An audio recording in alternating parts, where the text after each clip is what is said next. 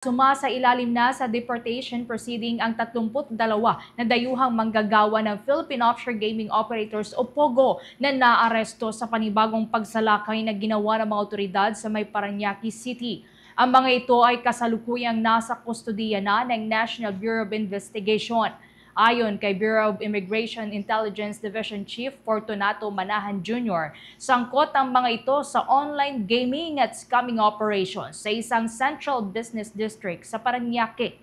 Binubuo ito ng 20 Chinese, 11 Malaysian national at isang Cambodian.